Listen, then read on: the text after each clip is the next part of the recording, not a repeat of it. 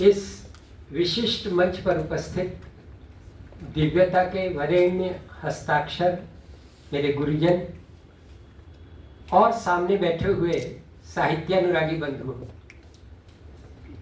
एक वाक्य कहना चाहता हूं। आज मकान बहुत बड़े हो गए हैं, इंसान छोटे रह गए, बाजार संवरते जा रहे हैं, परिवार बिखरते जा रहे हैं। कार हर दरवाजे के बाहर आकर खड़ी हो गई है, संस्कार हर आंगन से बाहर निकलकर जा रहे हैं। और ऐसे परिवेश में इस तरह के आयोजन, इनके पीछे संकल्प है, श्रद्धा है और हाशिए पर पहुंच गए साहित्य को शीर्षक बनाने का उपक्रम है। वो उपक्रम, वो संस्था, उससे जुड़े हुए सारे लोग और यहाँ सद्भाव के साथ समुपस्थित सज्जनों, आप सब हमारे हार्दिक प्रणाम के अधिकारी हैं। मैं आपको साधुवाद देता हूँ। श्रद्धेय शुक्ल जी ने एक बात उठाई। हमारे कुछ नामोवन समीक्षकों का ध्यान किस तरह भटका है, ये प्रश्न उन्होंने खड़ा किया।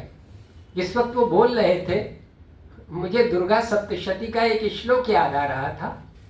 संदर्भ दूसरा था, लेकिन उसे यहां भी प्रयुक्त किया जा सकता है। ऋषि कहता है राजा से, दिवांधाः प्राणिनः केचित्। कुछ प्राणी ऐसे होते हैं जो दिन में अंधे होते हैं, उन्हें दिखाई नहीं पड़ता। सूरज का इसमें कोई दोष नहीं है। दिवांधाः प्राणिनः केचित् रात्रावंधास्तथा परे। कुछ ऐसे हैं जिन्हें रात में नहीं दिखाई पड़ता। आप इसको समीक्षकों की विशिष्ट श्रेणियों के लिए उद्धृत पंक्तियां कह सकते हैं। दिवांधाः प्राणिनः केचित् केचित् रात्रावंधास्तथा परे। और जैसा कि एक पीड़ा व्यक्त हुई कि साहित्य की धारा में ही नहीं ली गई वो कविता जो छंद के आग्रह से बंधी है, तो उसके लिए ऋषि का शब्द है केचित् दिवा तथा रात्रौ प्राणिनः तुल्य दृष्टया। कुछ प्राणी ऐसे हैं जिनके लिए रात और दिन बराबर हैं, उन्हें कुछ दिखाई ही नहीं पड़ता। तो उनके प्रति सहानुभूति व्यक्त की जा सकती है, ईश्वर से प्रार्थना की जा सकती है कि उन्हें दृष्टि दान दे, लेकिन वो हमारे क्रोध के, आक्रोश के अधिकारी नहीं हैं, हमारी संवेदना के पात्र हैं। और जहां तक कविता की बात है, ठीक है कि समीक्षक उसका काम करते हैं, लेकिन सच्ची कविता समीक्षकों की बैसाखियों पर नहीं चलती। आज भी तुलसी, सूर, मीरा से लेकर हमारे आज के कवि नीरज तक के गीत श्रद्धेय दीक्षित जी भी गुनगुनाते हैं कभी अकेले में, और सड़क पर चलने वाला रिक्शे वाला भी गाता है।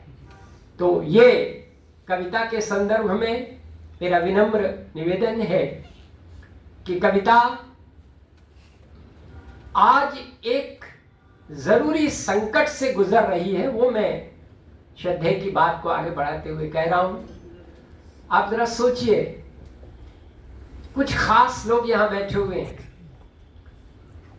हमारी युवा पीढ़ी सारे के सारे साहित्य से उदासीन चल रही है। सोचा है आपने ऐसा क्यों? आज उत्तर प्रदेश जो हिंदी भाषी क्षेत्र है, हम जब छोटे थे तो सारे विषयों की शिक्षा हिंदी में होती थी और अंग्रेजी को अलग से पढ़ाया जाता था एक विषय के रूप में। आज हमारा दुर्भाग्य है कि उत्तर प्रदेश जैसे हिंदी भाषी क्षेत्र में सारे के सारे विषयों की शिक्षा अंग्रेजी में होती है और हिंदी एक विषय के रूप में पढ़ाया जाता है। मेरे पड़ोस में रहने वाली 12वीं की छात्रा बच्ची कभी कभी पूछने के लिए आती है। मैंने उससे पूछा, तुम्हें बेटा कौन सा विषय सबसे कठिन लगता है? उसने कहा, सर हिंदी बहुत हार्ड है। और ये उस राज्य में हो रहा है जिसका शासन करने वाले लोग स्वयं को राष्ट्रवाद का नियंता घोषित कर रहे हैं। शिक्षा नीति एक कलम के नोक से बदल सकती है, एक निर्णय से, लेकिन आप देख ही रहे हैं जिन पर विश्वास किया गया है, 500 वर्षों की कहानी दोहराई गई है, उसके बाद जिसकी स्थापना की गई है, उसकी पीठ में छुरा भोगते हुए तथाकथित राम भक्तों को संकोच नहीं हुआ। उनमें से कोई मुसलमान नहीं था, सब हमारे समाज के थे। तो आज यहाँ से जो समय मिला है, मैं आक्रोश से भरा हुआ हूँ और मुझे लगता है कि कविता को दर्पण दिखाना चाहिए उन लोगों को जिनके हाथ में शक्ति है। हमारे पास तो केवल शब्द हैं, लेकिन जिनके हाथ में सत्ता की शक्ति है, वो जो जानबूझ करके अपराध कर रहे हैं और अपराधियों के संरक्षक बने हुए हैं, उन्हें वक्त माफ नहीं करेगा, कविता तो माफ कर ही नहीं सकती। मैं आपको 2 मुक्तक सुनाता हूं, बड़े अजीब से। जिस वक्त श्रद्धेय मोदी जी को मैंने देखा राष्ट्र के प्रति समर्पित होते हुए, उनके कार्य देखे, सन 14 से लेकर के आज तक देख रहा हूं। कभी कभी तो योगी जी मुझे मोदी जी से ज्यादा अच्छे लगने लगे, लेकिन उस समय मोदी जी को प्रणाम करते हुए, राजनेताओं की प्रशंसा में कविता नहीं लिखी जाती, लेकिन मेरे मन में कविता की पंक्तियां उठी मोदी जी के लिए और मैंने 4 पंक्तियां लिखी। सन्यासी के उच्चादर्शों को उसने अपनाया है। उसने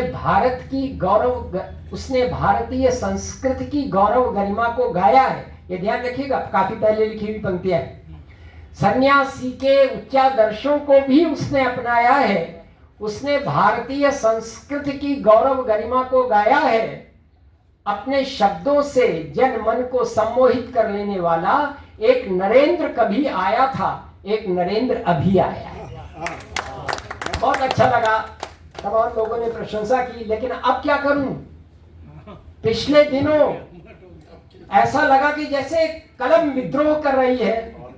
उस व्यक्ति को प्रणाम किया है मैंने, आज भी प्यार करता हूं, लेकिन आज कलम मुझसे अलग होकर के कह रही है, कहां गई वो सिंह गर्जना मंगलकारी, 56 इंची सीने वाली वो खुददारी।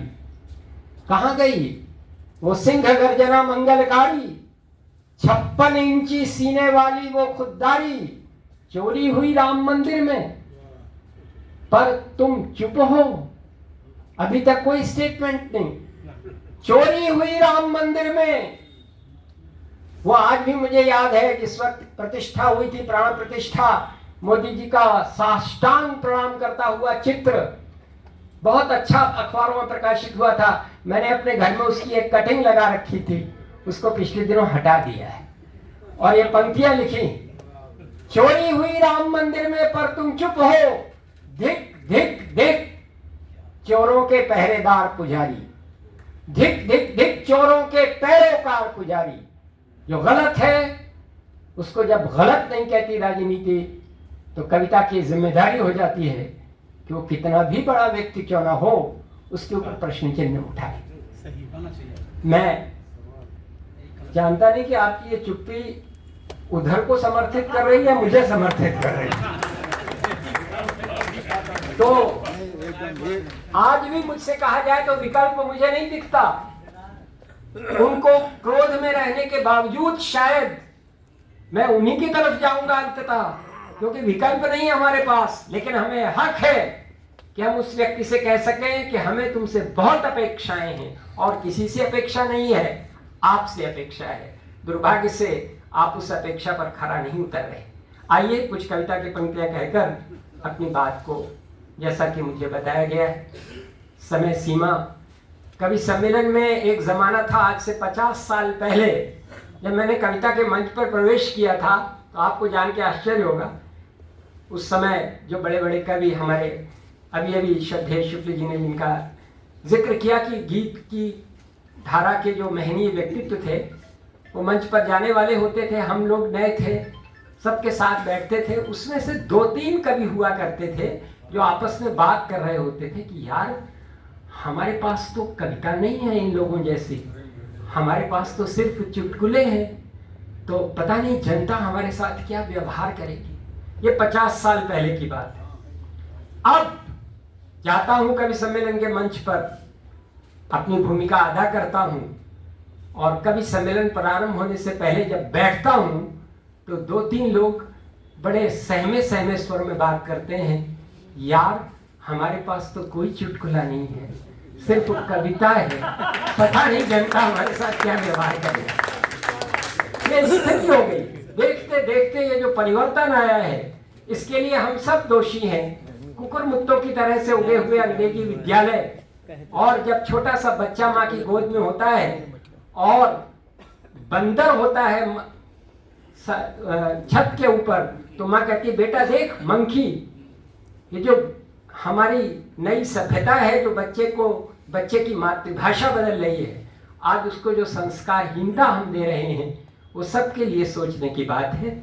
मैं इन पंक्तियों से बात प्रारंभ करके अपनी कुछ पंक्तियों के साथ बात समाप्त करूंगा। बात यहां से शुरू करता हूं। चंद आंसू, चंद आहें और कुछ गजलें, ये हमारी जिंदगी भर की कमाई है। चंद आंसू, चंद आहें और कुछ गजलें, ये हमारी जिंदगी भर की कमाई है।